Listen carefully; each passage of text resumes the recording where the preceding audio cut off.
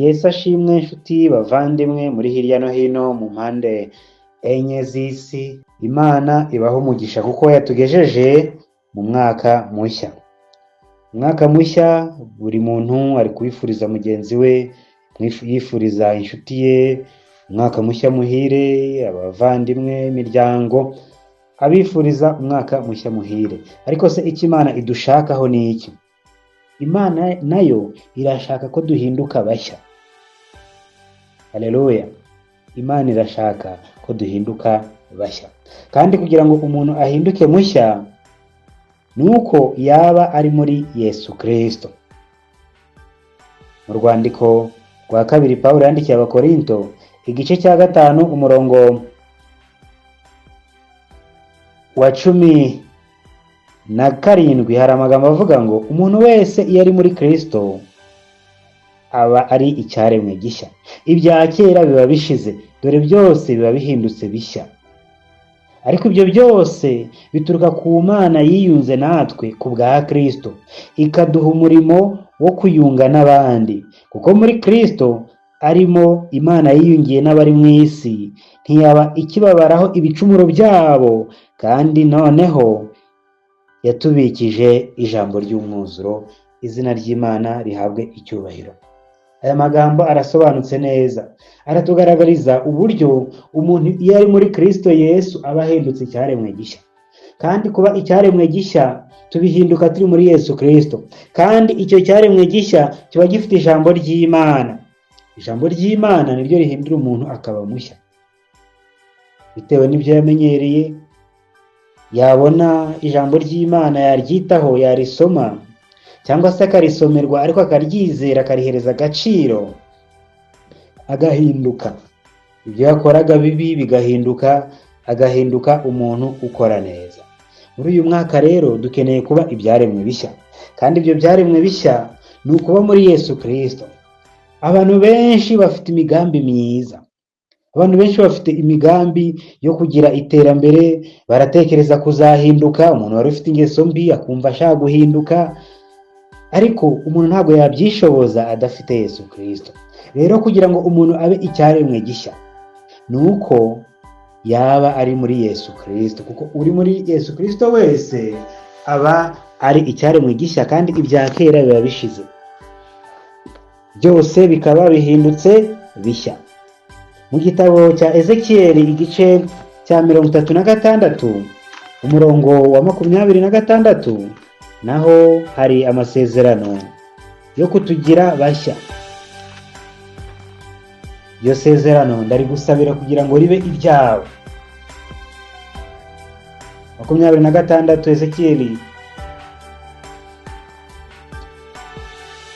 36 umurongo wa 26 aravuga ngo nzabaha umutima mushya, mbashyiremo umwuka mushya, nzabakuramo umutima ukomeye nk'ibuye, mbashyiremo umutima woroshye.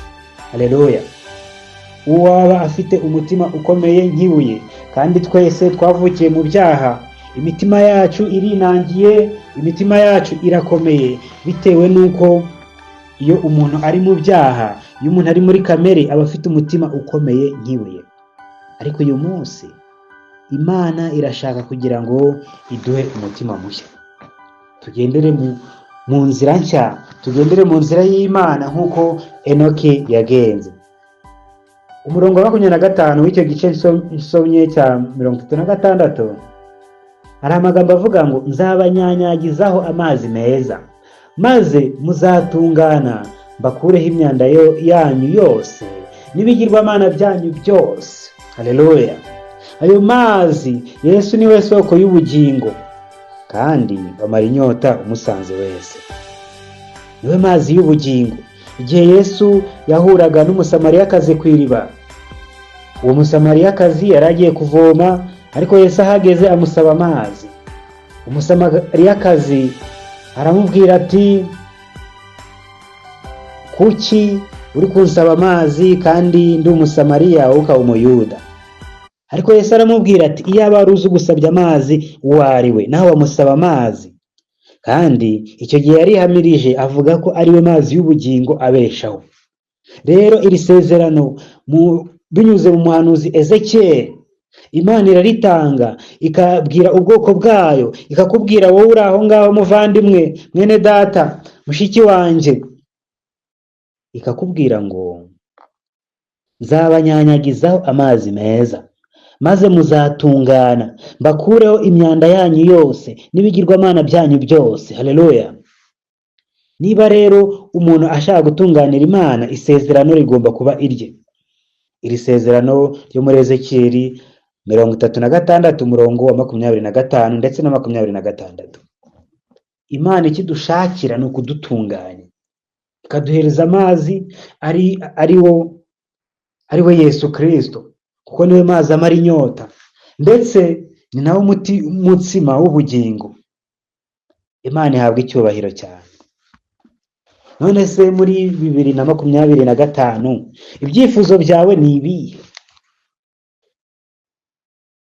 Twakagombye kuba dufite ibyifuzo bihuye n'ubushake bw'Imana.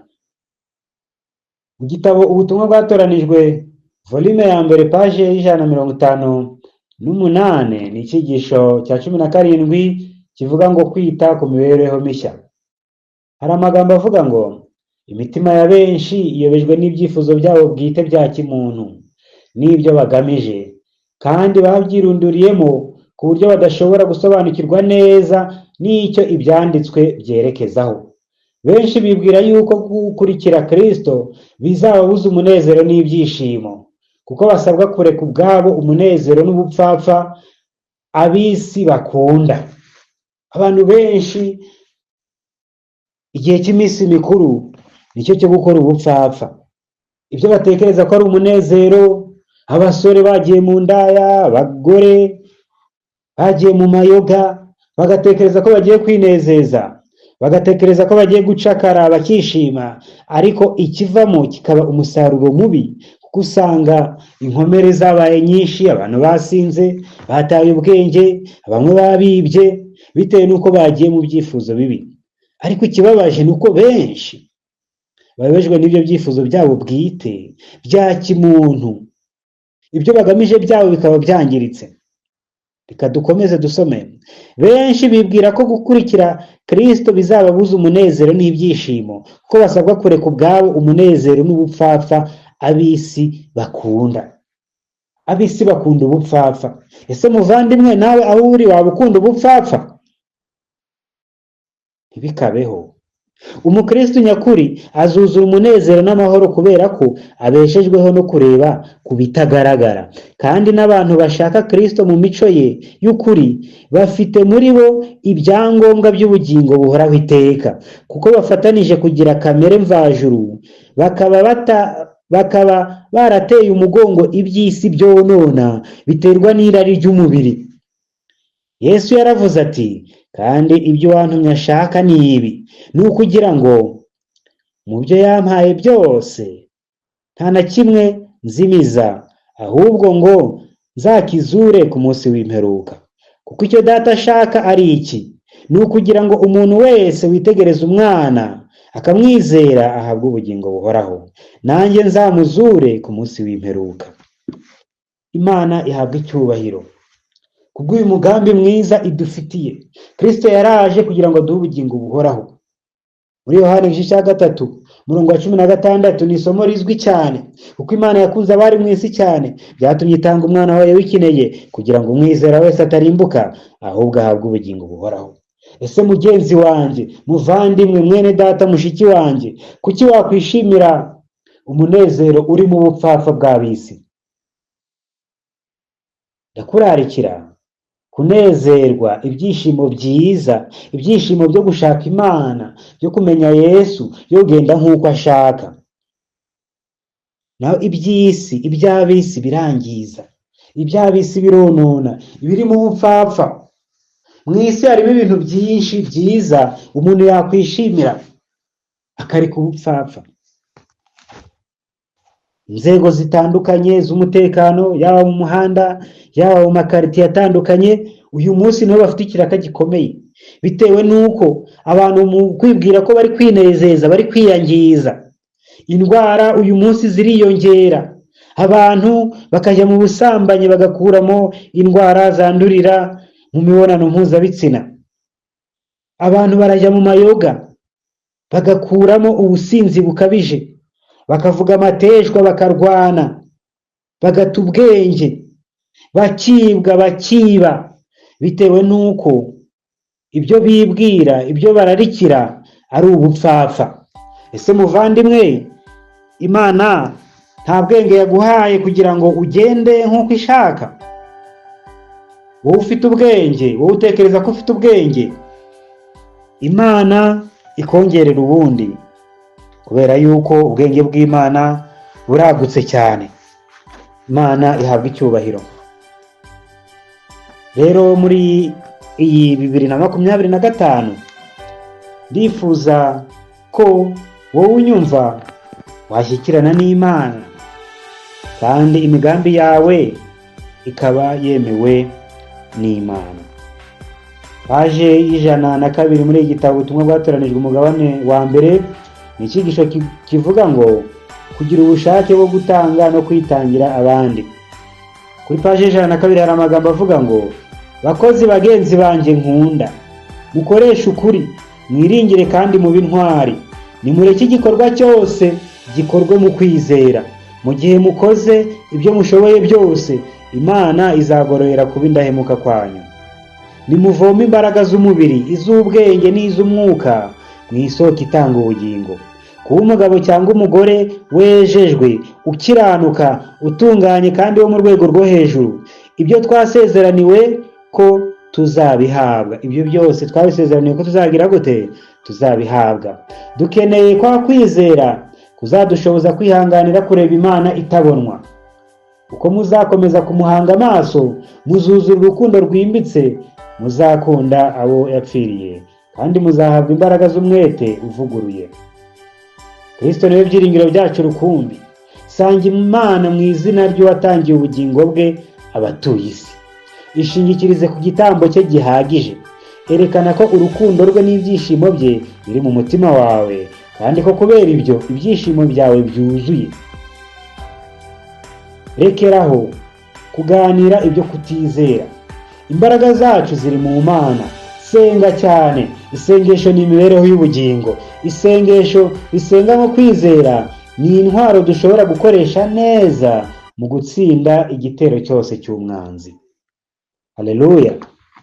Imana ihabwa icyubahiro. Muri uyu mwaka dutangiye harimo ibintu byinshi biruhije. Abantu bashobora kuzahura n'ibintu bigoranye. Abantu bashobora kuzahura n'ibintu bishimishije.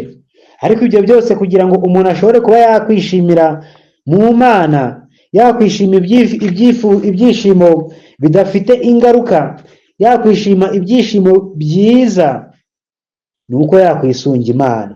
Kandi nubwo yagera mu ngorane zikomeye kugira ngo azivemo, nuko yakwisunga Imana, kuko Imana niyo itanga ubutwari bwose ndetse no kumenya no kujijuka.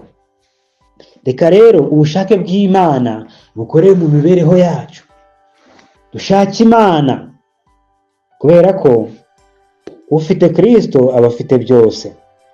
Ko Kristo yarivugiye ati, nimuguma muri nge muzaba abigishwa banjye nyakuri, kandi muzamenya ukuri, ukuri niko kuzababatura. Imana rero itugirire neza, kandi umunezero wacu rukumbi uri mu gukora ibyo Uwiteka ashaka. Ibyo umuntu yangije agomba kubyihana, kubera ko mu ijuru ntabwo hazajyayo abangizi, ahubwo hazajyayo abatunganye. Ariko Imana ishobora kubaraho umuntu ubutungane nubwo yabanje kuba umwangizi. Ariko ibyo ngibyo byaca mu yihe nzira? Inkuru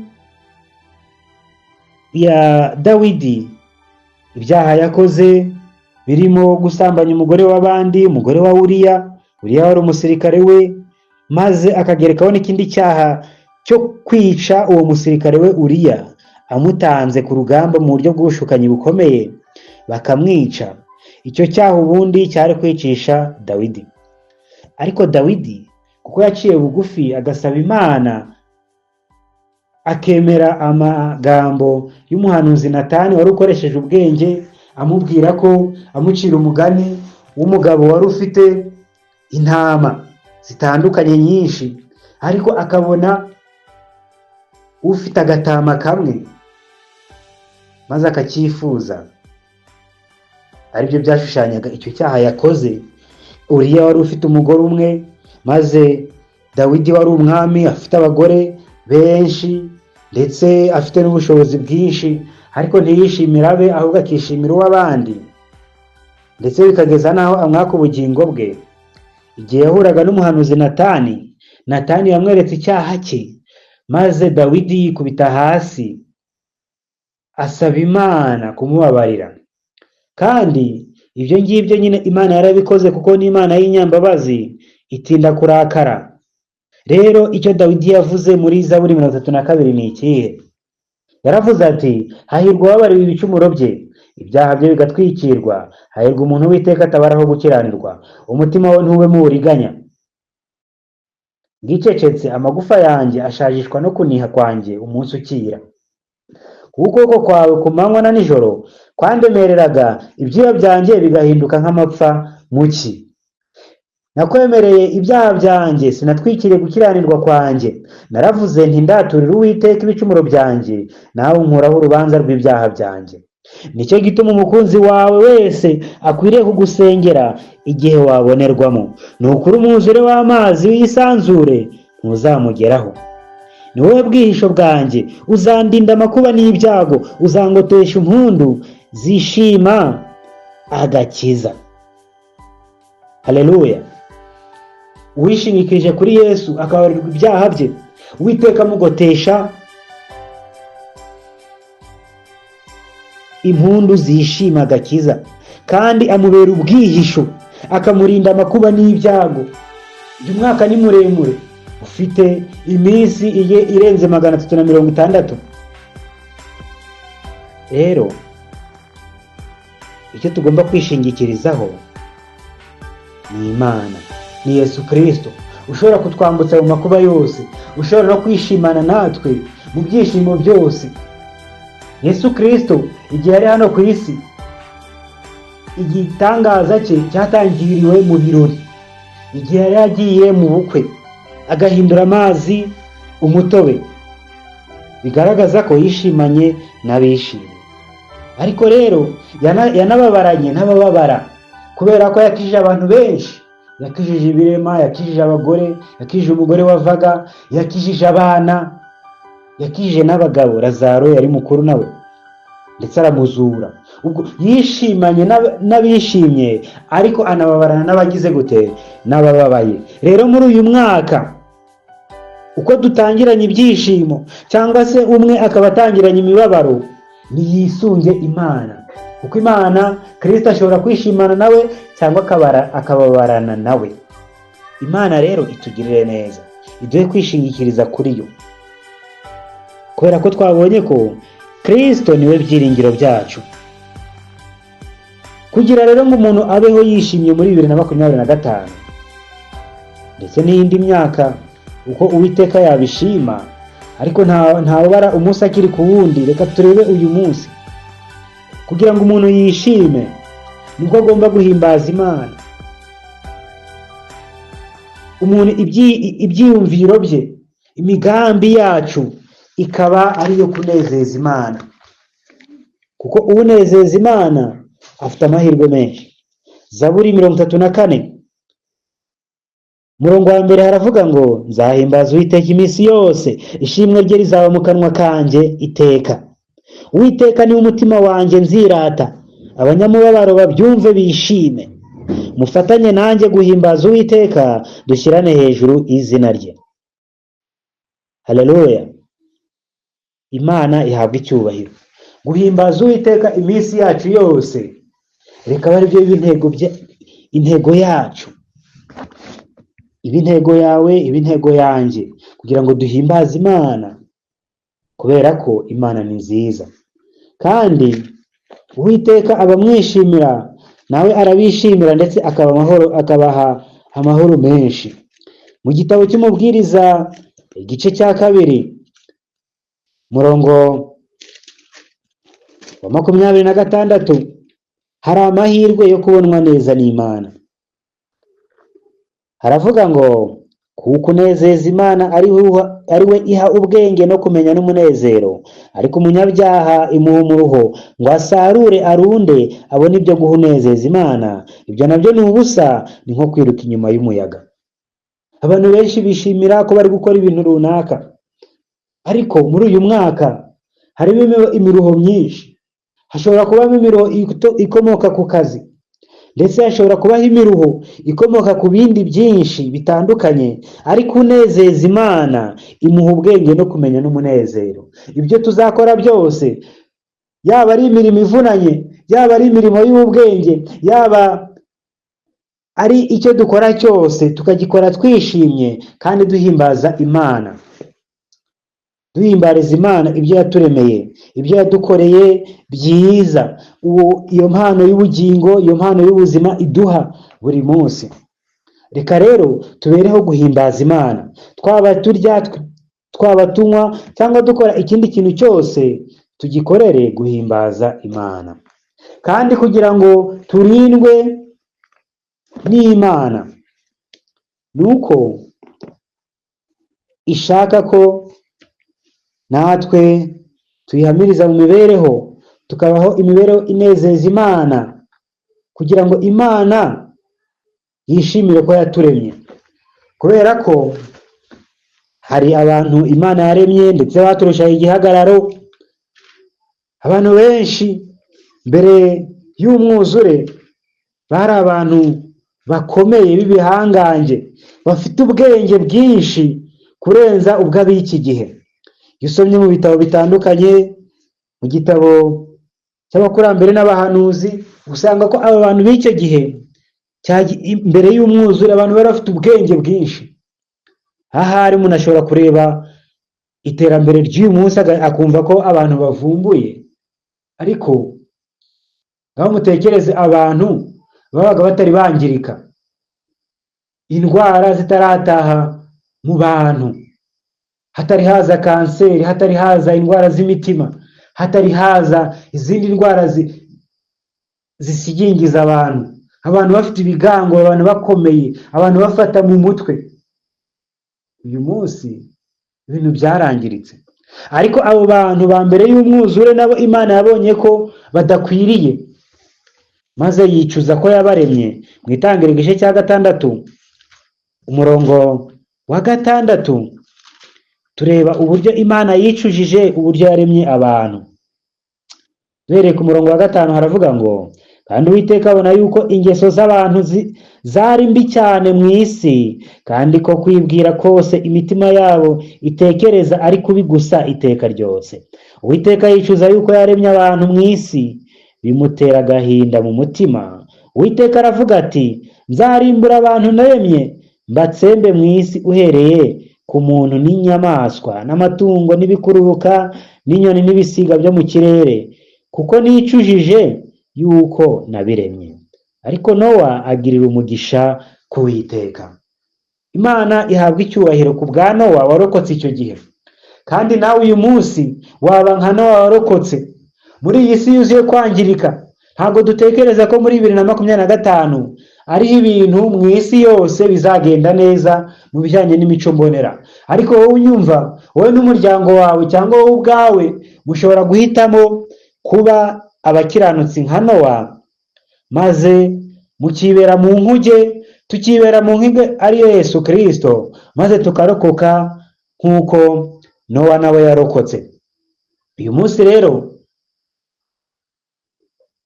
ni amahirwe yanjye, ni amahirwe yawe gufata umwanzuro mwiza kugira ngo duherere mu ruhande rw'Imana. Uwiteka rero atugirire neza. Turareba undi muntu Imana yabonye ko ari mubi ikamwica. Ahangaha tubonye ko abo bantu bari benshi, kubera ko mu isi yose hasigaye Nowa n'umuryango we. Abantu 8 bagize umuryango wa Nowa nibo basigaye gusa, kandi bari abantu benshi. Yari isi yose nk'uko n'uyu munsi isi nayo iriho abantu benshi. Uyu munsi isi iriho abantu bageze kuri miliyari 8. Icyo gihe naho hari abantu benshi. Ntimwibwire ko aribo bari bak'icyo gihe, ariko Imana yicuza ko yabaremye kuko bari bononekaye cyane. Ese muvandimwe, uyu munsi wowe urabona kononekara kuri mu isi? Ese wowe ntiwaba wononekaye? Niba utononekaye, Imana iguhe umugisha kandi ikomeze igutunganye. Kandi niba wononekaye, uyu munsi niwumva ijwi ry'Imana, we kwinangira umutima. Imana ikugirire neza. Mu Itangiriro igice cya 38 dusangamo inkuru y'umugabo witwa Yuda. Umugabo witwa Yuda ni umwe muri 12 Yakobo yabyaye, kandi Yuda igihe yavaga muri bene se akajya gutura ahandi, yagezeyo arongorerayo ndetse abyarirayo n'abana. Igihe rero yabyariraga y'abana, umwana wa mbere w'imfura yamwise Eri. Umurongo wa 6, Yuda asabira imfura ye Eri umukobwa witwa Tamari. Umurongo wa 7, Eri imfura ya Yuda yari umunyabyaha mu maso y'Uwiteka, aramwica. Iyi mfura ya Yuda yitwa Eri, Imana yarebye ko ari umunyabyaha, nubwo ise umubyara ari we Yuda yamusabiye umugore, akamusabira umugeni ngo amurongore. Imana yabonye ko nta cyiza kizava mu mbuto yaterwa n'uwo mwana witwa Eri, maze iramwica. Nk'uko yarimbuye abo mu gihe cya Nowa, ni nako n'uyu nguyu nawe yamwishe. Uyu Eri yishwe n'ibyaha bye. Uyu munsi abantu barakenyuka. Hari ibintu byinshi ushobora guhitana abantu. Umuntu ashobora guhitanwa n'uburwayi atabigizemo uruhare, ariko ashobora no kugira urupfu ruvuye ku burwayi yikururiye, ruvuye ku mibereho ye yangiritse maze agapfa.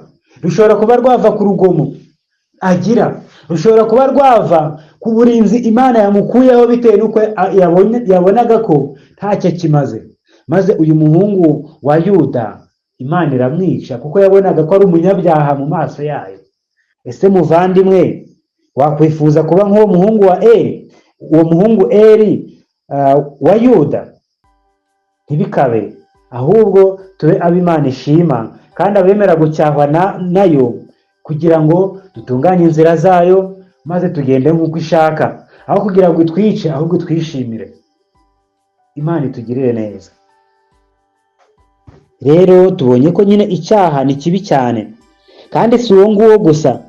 Yuda abwira Onani ati, hungura muka mwene so, nk'uko bikwiriye umugabo wabo, ucikure mwene so. Onani amenya yuko umwana atazaba uwe, nuko aryamanye na muka mwene se, ashyira intanga hasi kugira ngo adacikura mwene se. Icyo yakoze icyo cyari kibi mu maso y'Uwiteka, nawe aramwica. Uyu nguyu murumuna wa Eri witwa Onani nawe yagize ishyari, agira igomwa. Yagombaga kubyarana n'umugore wa mukuru we, ubwo umwana akitwa uwa mukuru we. Maze kubera igomwa uyu Onani yagize, maze aho kugira ngo imbuto Imana itanga azishyire mu mugore zizabyara umwana, azimena hasi bitewe no kudakunda, bitewe n'ubugome. Uyu munsi abantu bagomwa abandi baba bakoze icyaha, kandi ubugome nabwo ngo bumeze nk'icyaha cy'uburozi, kuko iteko yari ahawe ntabwo yari arikurikije. Rero wirinde utazicwa nk'uko Onani yazize ubugome bwe, akazira igomwa rye. Imana itugirire neza, iduhe kugenda nk'uko ishaka, iduhe kwiyunga nayo, iduhe gukora ubushake bwayo, kugira